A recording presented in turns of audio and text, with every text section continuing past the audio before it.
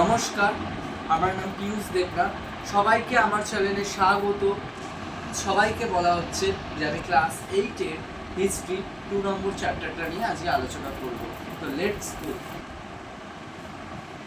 সবাইকে বলা হচ্ছে, তোমাদের তো দেখতে দেখতে পরীক্ষা চলেই আসলো, তো সবাইকে আমি সাজেশন দেব। তার আগে তোমাদের কিছু নোটস লিখে দেবো, যেগুলো পরীক্ষা তৈরি করলে তোমার 100% গ্যারেন্টি, আমার 99% গ্যারেন্টি যে তোমরা ইতিহাসে সর্বোচ্চ মার্কস পেয়ে বেরোবে। আর এই বিষয়ে কারোর কোনো বক্তব্য থাকলে তোমরা আমার কমেন্ট বক্সে জানাতে পারো। তো চলো আমরা বেশি কথা না বলে এগিয়ে পড়ি 2 নম্বর চ্যাপ্টারে। দেখো, আজকে আমি বোঝাবো আঞ্চলিক শক্তির উত্থান। ব্যাপারটা আগে বুঝতে হবে, কিন্তু শোনো, আমি আগে গ্রুপের আগে ভিডিওটা করার আগে আমি একটা কথা বলে দিই। যার যেই জায়গাটায় প্রবলেম হবে আমাকে তোমরা কমেন্টে বলবে, আমি সঙ্গে সঙ্গে তোমাদের প্রবলেমগুলো আমি সাজেস্ট করব যে খুব তাড়াতাড়ি বলে দেওয়া। তো চলো আজকে আমি এই ব্যাপারটা নিয়ে আলোচনা করছি। তো দেখো, আমাদের চ্যাপ্টারটার নাম বলে দিয়েছে যে আঞ্চলিক শক্তি উত্থান। তো আঞ্চলিক শক্তির উত্থান ব্যাপারটা তো বুঝতে হবে নাকি, ব্যাপারটা মানে কি, ব্যাপারটা কেন বললো আঞ্চলিক শক্তির উত্থান। আমি প্রত্যেকটা লাইন তোমাদের ভালো করে বুঝাবো, শুধু তোমরা ভিডিওটা ভালো করে মন দিয়ে দেখবে। আমি বারবার বলছি, এখান থেকে পরীক্ষায় প্রশ্ন আসবে সব স্কুলে, তোমরা যেই জেলারই হয়ে থেকো না কেন, এইখান থেকে বাইরে প্রশ্ন আর আসবেই না। আমি বয়সে ছোট, কিন্তু আমি গ্যারেন্টি দিতে পারি যে তোমাদের এই প্রশ্নগুলো আসবেই। তো চলো দেখে নিই আঞ্চলিক শক্তির উত্থান মানে কি। আঞ্চলিক শক্তির উত্থান মানেই হচ্ছে ফার্স্ট পেজে যেটা আলোচনা করেছে কি, ব্রিটিশদের উত্থান। কি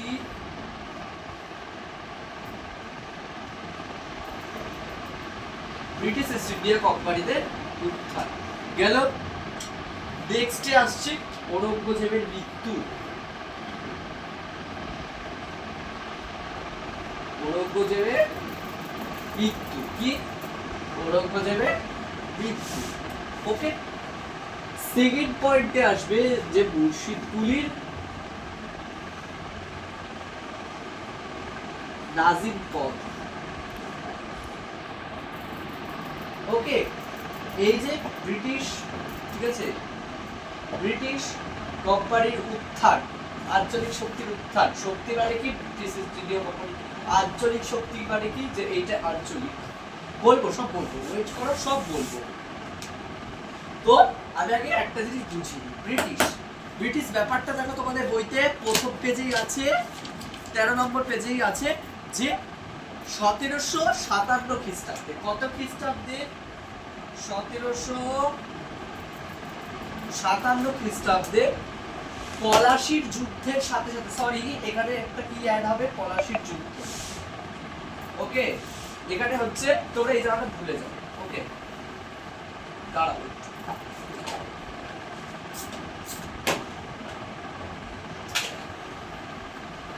তোমরা এই জায়গাটা ভুলে যাও, কিছু নেই, এখানটা ভাবো পলাশির যুদ্ধটা আছে, মানে এখানে পলাশির যুদ্ধের সাথে সাথে ব্রিটিশ ইস্ট ইন্ডিয়া কোম্পানির কি হয়েছিল, ব্রিটিশ ইস্ট ইন্ডিয়া কোম্পানির উদ্ধার হয়েছিল। ঠিক আছে, বুঝতে পারছো, এইটুখানি ক্লিয়ার হয়েছে। ফার্স্টে কি বলেছে যে উত্থান, কথাটা মানেই বুঝে নাও, উত্থান কথাটা ভালো করে বুঝবে। উত্থান তাহলে কি হচ্ছে, প্রথমে কি হচ্ছে, 1757 খ্রিস্টাব্দে পলাশির যুদ্ধের সাথে সাথে ব্রিটিশ ইস্ট ইন্ডিয়া কোম্পানির উত্থান হচ্ছে। এবার আমি তোমাদের বলবো, যেটা বলছিলাম 2 নম্বর পয়েন্টটা নিয়ে এবার আলোচনা করব। 2 নম্বর পয়েন্টে কি হলো না, আমরা 1 নম্বর পয়েন্টটা জেনে গেছি।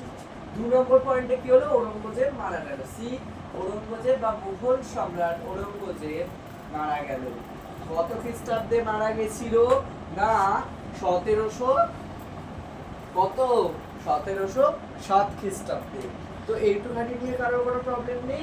এই জায়গাটায় তোমাদের 2 নম্বরটা কমপ্লিট হয়ে গেল। 3 নম্বর পয়েন্টে আছে 3 নম্বর পয়েন্টে আছে, এবার আমি তোমাদের অনেকগুলো কথা বোঝাবো, কথাগুলো মন দিয়ে শুনবে। আঞ্চলিক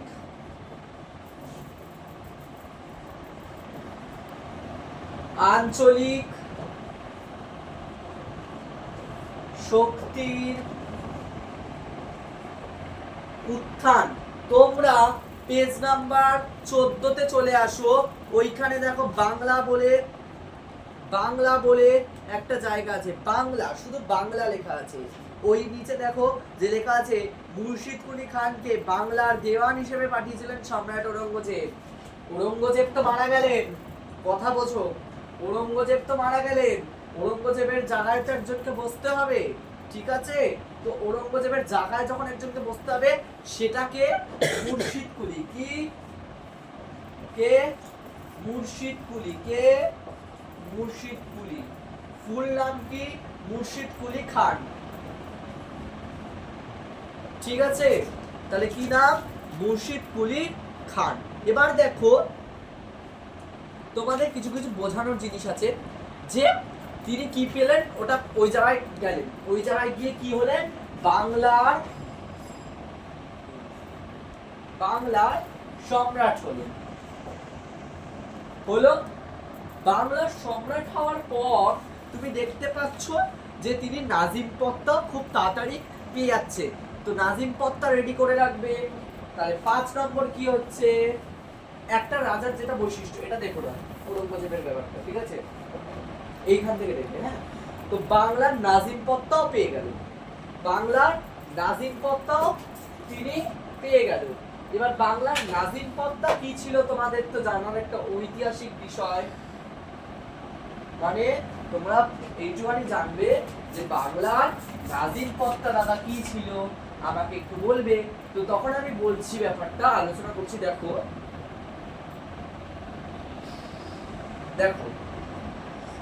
নাজিম পদ,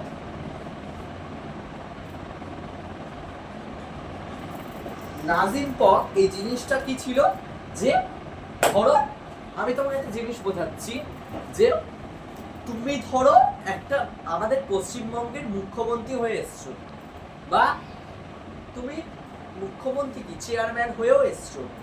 তো তুমি যখন একজনের হয়ে এসছো, ধরো তার আংশিক শাসনকাল হয়ে গেছে, মানে তার সেই সময়কালটি তিনি পেরিয়ে এসছে, মানে যেই জায়গাটার আমি কথা বলছি, কোন সময়কালের কথা বলা হয়েছে, তখন না সেই আমি বলছি, ভালো করে বুঝবে। ধরো মমতার আগে যিনি ছিলেন, এখনকার মানে মুখ্যমন্ত্রীকে মমতা বন্দ্যোপাধ্যায়, তো দেখো মমতা ব্যানার্জি, তো তোমরা দেখো মমতা ব্যানার্জি যে ছিলেন, তার আগে খাসার কিছু হয়নি। মমতা ব্যানার্জি যে ছিলেন, স্টুডেন্ট ভালো করে শুনতে বলেছি, মমতা ব্যানার্জি ছিলেন, তো মমতা ব্যানার্জির আগে যে ছিলেন, ওনার তো কিছু মানে ওনার তো শাসনকাল পেরিয়ে গেছে। মানে একটা নিয়ম আছে, তোমরা এই বইটা লাস্টে পড়বে, যে একজনের শাসনকালের ব্যাপার আছে, শাসনকাল কতদিন অবধি। ধরো মমতার আগে যিনি ছিলেন, তিনি 5 বার ইলেকশনে জিতেছেন, 5 বারের বেশি ইলেকশনে জিতেছেন, তো তিনি 5 বছর কাটিয়েছেন এই ভারতে বা পশ্চিমবঙ্গে। তো এখানেও সেরকমই বলেছে যে 1717 খ্রিস্টাব্দে কি হয়, মুর্শিদ কুলি বাংলার নাজিম পত্তা অধিকার করলো। তুমি মুখ্যমন্ত্রী হয়েছো, তুমি নতুন হয়ে এসছো, তোমাকে নিশ্চয়ই ফুলদানি ওগুলো দেবে, ফুলের তোড়া, তেমনই ফুলের তোড়ার সাথে নাজিম পদকে তুলনা করা হচ্ছে। নাজিম পদ মানে একটা পদের অধিকারী, তুমি পদটা অধিকার করতে পারলে সক্ষম। নেক্সট তোমরা জগৎ সেটে চলে যাবে, 16 পেজে। জগৎ সেটে দেখতে পাবে যে, দেখো আমি বোঝাচ্ছি, এটুখানি কারোর অসুবিধা নেই তো? এবার দেখো আমরা কি করবো, জগৎ সেট, খুব ইন্টারেস্টিং বিষয়, মানে তোমরা এক জলদি মাথায় ঢুকিয়ে ফেলতে পারে, কিচ্ছু না, ভয় পাবে না, ইতিহাস সাবজেক্টটা এতটাও কঠিন না। তো দেখো জগৎ সেট কি, লেখাটা বোঝা যাচ্ছে? হ্যাঁ স্যার। দেখো জগৎ সেট কি, জগৎ সেট তো জগৎছেদ ব্যাপারটা আমি ধরো বোঝাবো তোমাদের। তো জগৎছেদ বলতে এখানে আমি আগেই বুঝিয়ে দিই, একটা বণিক পরিবারের উপাধি। কি সহজ কথায় কি, একটা বণিক পরিবারের উপাধি। তোমাদের ওই জায়গাটা আন্ডারলাইন করে রাখো। জগৎছেদ অনেক সময় পুরোটাও টিকা আসে, আগে আন্ডারলাইন করে নাও। জগৎছেদ অনেক সময় পুরোটা টিকা আসে, টুকরো কথা যেটা বলছি পুরোটা টিকা আসে। ও অনেক সময় লেখা মানে কোশ্চেন দেওয়া হয়, বণিক রাজা কাদের বলে, বা বণিক রাজা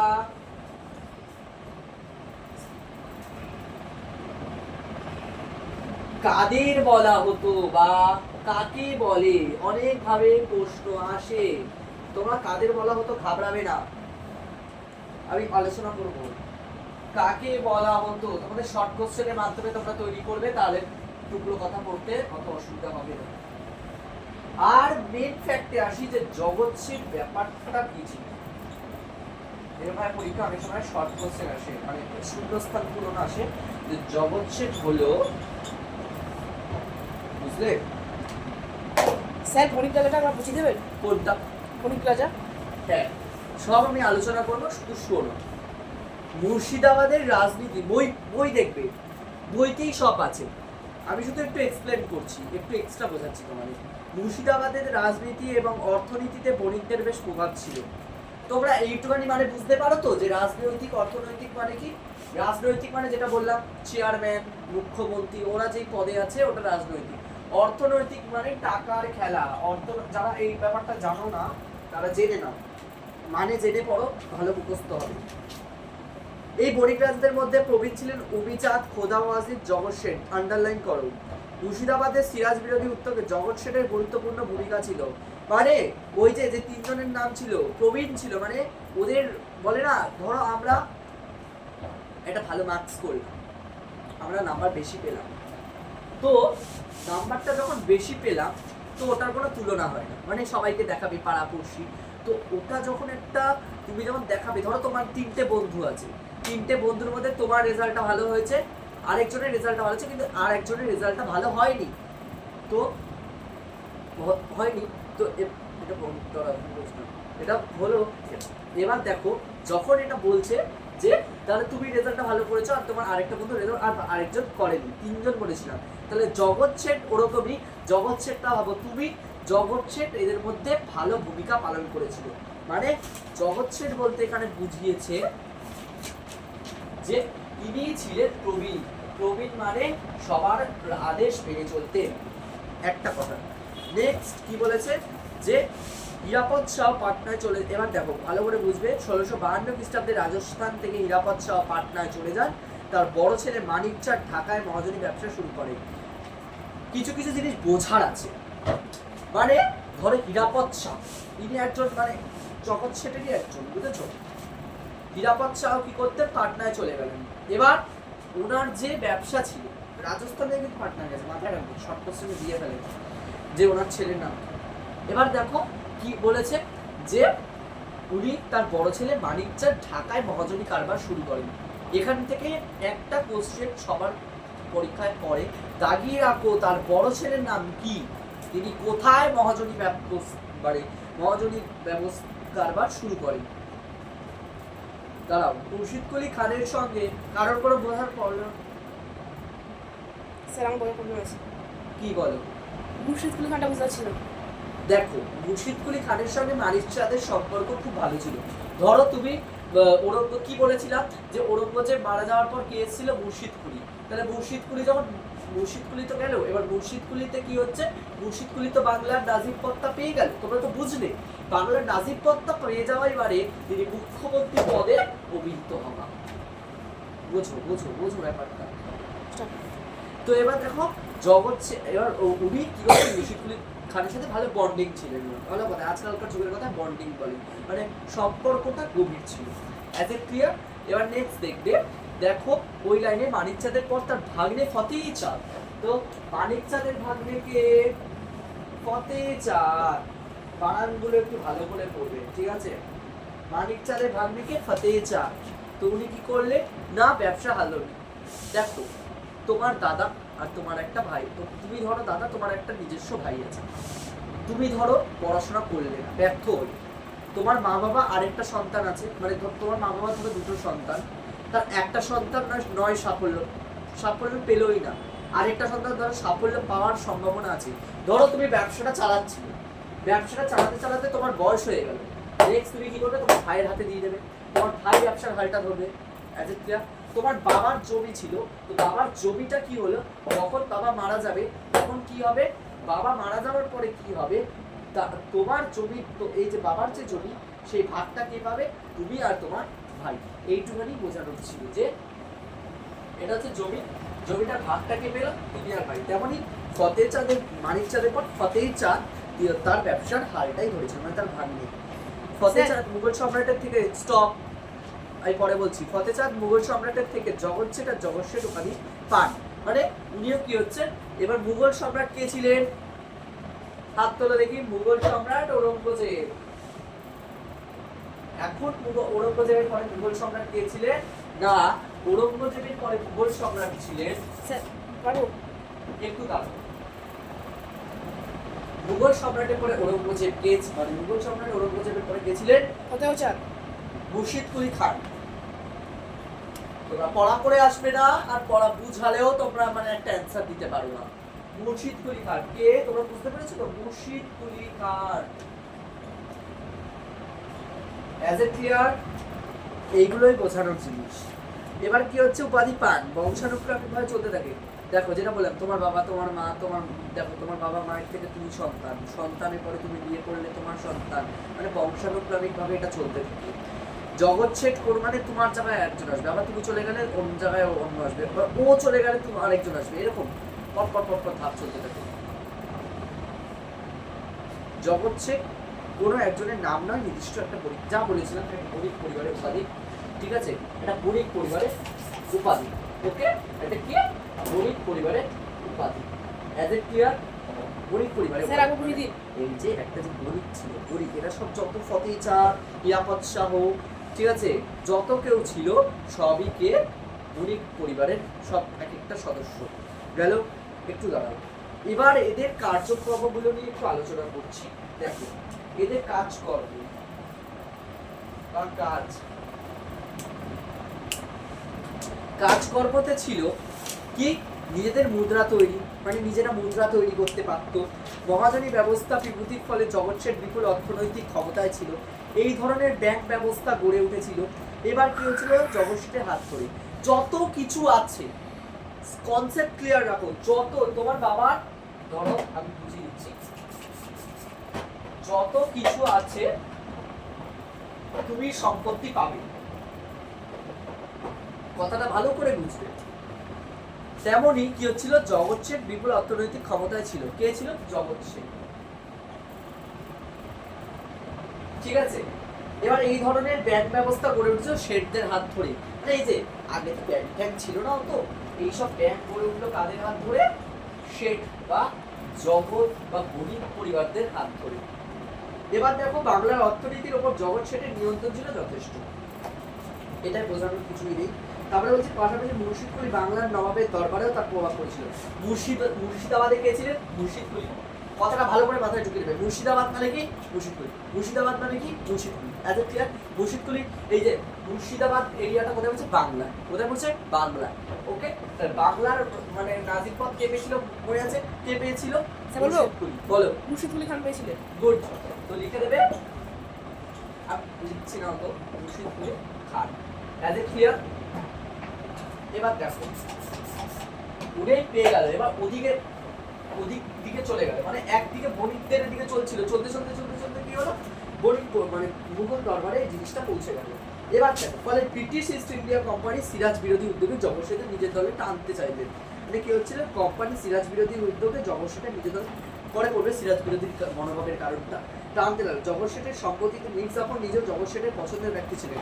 খুব ভাইটাল শর্ট প্রশ্ন,